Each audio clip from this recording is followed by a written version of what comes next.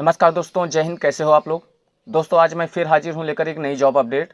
दोस्तों Jharkhand staff selection commission द्वारा झारखंड में स्वास्थ्य विभाग कार्यकर्ताओं की वैकेंसी निकाली गई है। तो हम इसी बारे में आज बात करेंगे कि क्वालिफिकेशन क्या है, कौन लोग इसके लिए अप्लाई कर सकते हैं और कितनी एज है, कितनी पोस्ट है, यानी कि सारी डिटेल आपको यहाँ मिलने वाली है। तो वीडियो में बने रहिएगा। देखिए दोस्तों, अगर आप हाई स्कूल पास हैं, ये हाई स्कूल बेसिस पर वैकेंसी है। अगर आप हाई स्कूल पास हैं तो आप इसके लिए अप्लाई कर सकते हो। सबसे बड़ी बेनिफिट ये है कि इसमें सिर्फ हाई स्कूल पास मांगा गया है। ठीक है, अगर आप हाई स्कूल पास हैं तो इसके लिए अप्लाई कर सकते हैं। ये फॉर्म 1 अगस्त से ऑनलाइन अप्लाई होना स्टार्ट हो गए हैं। 1 अगस्त से अप्लाई होना स्टार्ट हो गए हैं और इस 31 अगस्त इसकी लास्ट डेट रखी गई है, यानी 31 अगस्त तक आप इसको अप्लाई कर सकते हैं। जो फीस पेमेंट की लास्ट डेट है वो 2 सितंबर है।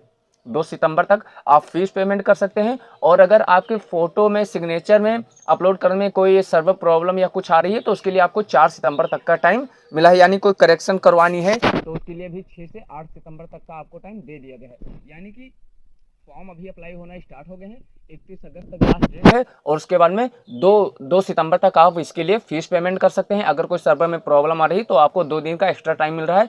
अगर फोटो में अपलोड करने में सिग्नेचर में कोई प्रॉब्लम आ रही है तो उसके लिए 4 सितंबर तक आपके पास टाइम है। और अगर आपको कोई करेक्शन करना है, यानी कोई गलती हो गई है, कुछ सुधार करना है, तो उसके लिए आपको 8 सितंबर तक आपको ठीक है टाइम दिया गया है। अब इसमें फीस की बात कर लेते हैं तो जनरल, ओबीसी और ईडब्ल्यूएस वालों के लिए 100 रुपये फीस रखी गई है। बाकी महिलाओं के लिए और एससी एसटी कैटेगरी के लिए कोई फीस नहीं है। ठीक है, आपको ऑनलाइन आपका फीस पेमेंट ही होगा।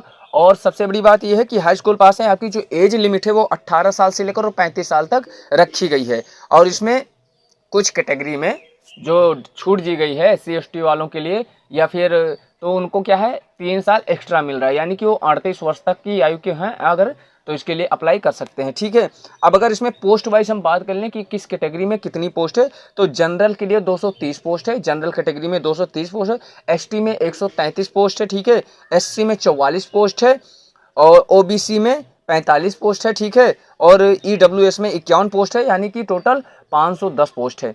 510 पोस्ट है। अच्छा, इसमें बेनिफिट ये है कि आप अगर किसी भी स्टेट से हो, ऐसा जरूरी नहीं है कि आप झारखंड के ही निवासी हो तो ही इसके लिए अप्लाई कर सकते हो।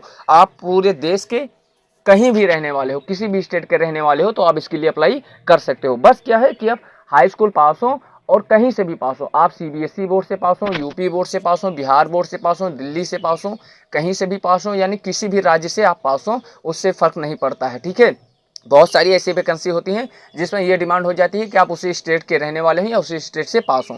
इस वैकेंसी में ऐसा नहीं है, आप किसी भी स्टेट से हो तो इसके लिए अप्लाई कर सकते हो। तो जिन लोगों को इसके लिए अप्लाई करना है वो इसके लिए अप्लाई कर सकते हैं। ठीक है, और अगर इसके बारे में कुछ और जानकारी चाहिए तो आप कमेंट कीजिएगा, हम इसके बारे में बता देंगे। ठीक है, अभी आप जाके अप्लाई कर दो क्योंकि फॉर्म अप्लाई होना स्टार्ट हो गए हैं। हाई स्कूल आप पास हो, डॉक्यूमेंट मैं बता दे रहा हूँ आपके पास क्या क्या होना चाहिए। हाई स्कूल की मार्कशीट होनी चाहिए, ठीक है, आधार कार्ड आपका होना चाहिए और आधार कार्ड की और मार्कशीट की जो डेट ऑफ बर्थ है वो मैच होनी चाहिए।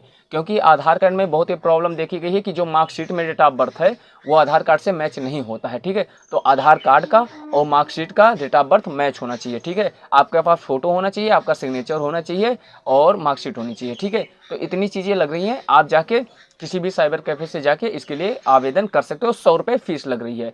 और इसके बारे में अगर कोई जानकारी आपको चाहिए तो कमेंट कीजिएगा, हम उसके बारे में जल्दी बताएंगे। और आप बने रहिएगा क्योंकि जल्दी से कल या परसों मैं पूरा बताने वाला हूं, क्योंकि एसएससी जीडी की वैकेंसी आने वाली है। ठीक है, तो उसके लिए प्रिपरेशन आप तैयार कर दीजिए। इसकी अगर बात कर लें तो सबसे पहले क्या होगा कि एग्ज़ाम होगा। इसका जो सिलेक्शन प्रोसेस है हाई स्कूल बेसिस पे है। सबसे पहले आपका सीबीटी पैटर्न पे एग्ज़ाम होगा, उसके बाद में उस एग्ज़ाम में जो मेरिट बनेगी एग्ज़ाम के बाद में उस हिसाब से इसमें आपका सिलेक्शन होगा।